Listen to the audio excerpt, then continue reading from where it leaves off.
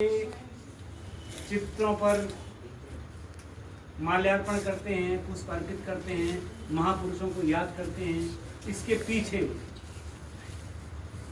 मकसद होता है, उद्देश्य होता है। उस उद्देश्य को, वो उद्देश्य आप तक पहुंचे, इसलिए ऐसा होता है, इसलिए ऐसा करते हैं। आज हम जिस महापुरुष को हम यहाँ पर याद कर रहे हैं, उसको अगर हम गढ़वाल का भगत सिंह बोले, अगर हम उसको गढ़वाल का भगत सिंह बोले तो भी कम है, क्योंकि जो टिहरी रियासत थी वो 1815 में जब सिंगोली की संधि हुई थी तो गोरखाली यहाँ हुई थी, और उसमें जो है सम्राट टिहरी ने पौड़ी और चमोली वाला हिस्सा अंग्रेजों को दे दिया था। उसको ब्रिटिश गढ़वाल कहलाया, और रेस्ट ऑफ द पार्ट वो ये था, टिहरी वाला था। टिहरी और उत्तरकाशी वहाँ राजा था, और ये जो राजे महाराजे थे, ये छोटे छोटे रजवाड़े इनके होते थे। जब देश स्वतंत्र हुआ उस समय 565 देसी रियासतें थी, उनमें से एक भी थी। राजा कभी ऐसा नहीं चाहता था कि प्रजा कुछ जाने, प्रजा में कुछ विवेक पैदा हो, और वो हमारे ऐसे में वो हमारे खिलाफ हो जाएगी। कई बार अगर वो मनन करने लगेगी, वो आत्मविश्लेषण अगर करने लगेगी, वो अगर अपनी समस्याओं पर उसने ध्यान केंद्रित किया तो ऐसा हो जाएगा। इसलिए प्रजा को कम ये करने देते थे, कम अध्ययन करने देते थे। तो जो श्रीदेव सुमन है, इनके पिताजी का नाम था हरिराम बडोनी, वैद्य थे वो, और वो जौल गांव के बमुंड पट्टी के चंबा ब्लॉक में जन्मे। जौल गांव बमुंड पट्टी में, चंबा ब्लॉक,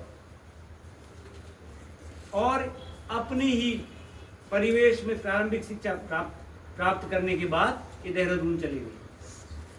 और वहां जब इनको समझ आया राजा की, ये मानस में प्रसंग आता है कि सब बैठी हुई है, बानर सेना बैठी हुई है, और वहां जो है कूद की वो हो रहा, कंपटीशन हो रहा कि कूद कौन कितना कूदेगा। अंगद बोल रहा है कि मैं तो चला तो जाऊंगा, पर वापस आने में कुछ संशय है। हनुमान जी तो चुप बैठे हुए। तो वो चौपाई आती है, कहे उरीच पति सुन हनुमाना, का चुप साधी रहे बलवान। कहे उरीच पति सुन हनुमाना, का चुप साधी रहे बलवान। पवन तनय बल पवन समाना, बुद्धि विवेक विज्ञान निधाना। कवन सो काज कठिन जग माही, जो न होई तात तुम पाई। ऐसा सुन करके राम काज लगी तब अवतारा, सुनता हूँ भयऊ पर्वताकारा। जामवंत मैं पूछूं तोई, उचित सिखावन दीजहु मोई। आपके अंदर है वो सब जो उनमें पैदा हो गया। कहे वो रीचपति सुन हनुमाना, का चुप साध रहे बलवाना। रीचपति मतलब जामवंत जी पूछते हैं कि तुम चुप क्यों हो, बोलते क्यों नहीं कुछ हो। का चुप साध रहे हो बलवाना। पवन तनय बल पवन समाना, तुम तो पवन तनय हो, पवन के पुत्र हो, बल पवन समाना। बुद्धि विवेक विज्ञान निदाना, बुद्धि भी है, विवेक भी है, विज्ञान भी है, इसके निधान हो तुम। हनुमान जी है सब। राम काज लगी तब अवतारा, राम काज के लिए तुम्हारा अवतार हुआ है। और सुनते ही भयऊ पर्वताकार, और सुनते ही हनुमान जी क्या हो गए, पर्वत के आकार के हो गए। और तब बोलते जामवंत मैं पूछूं तोई, उचित सिखावन दीजहु मोई। हे जामवंत मैं पूछता हूं कि अब बता करना क्या है। सहित सहाय रावण ही मारी, आनव यहाँ त्रिकूट उपाड़ी। मैं रावण को मार करके और त्रिकूट सहित लंका को उखाड़ करके यहाँ ले आऊंगा। अब तक चुप थे। सहित सहाय रावण ही मारी, आओ आनो यहाँ त्रिकूट उपाड़ी। मैं त्रिकूट पर्वत को उखाड़ करके ही यहाँ ले आऊंगा और रावण को भी मार दूंगा। मंत्री का इतना नहीं करना चाहिए, इतना नहीं करना।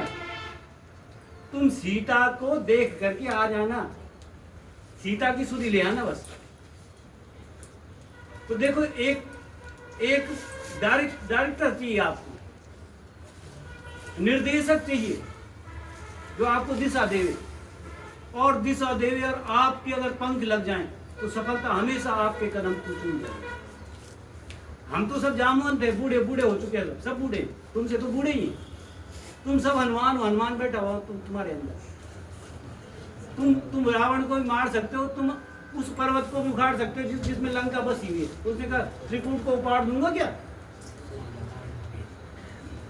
इस तरह का जोश और खरुश है उन महापुरुष में।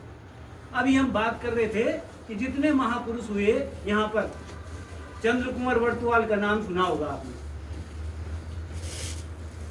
श्रीदेव सुमन का नाम सुना, और वो सन्यासी जो 39 में मर गए,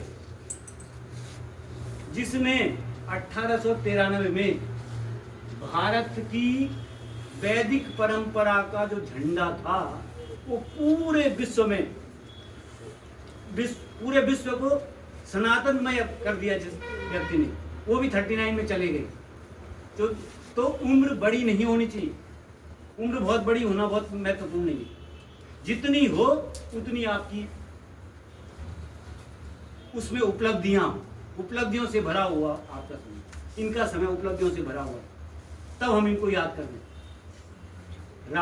राजशाही के खिलाफ 84 डेज तक अनशन किया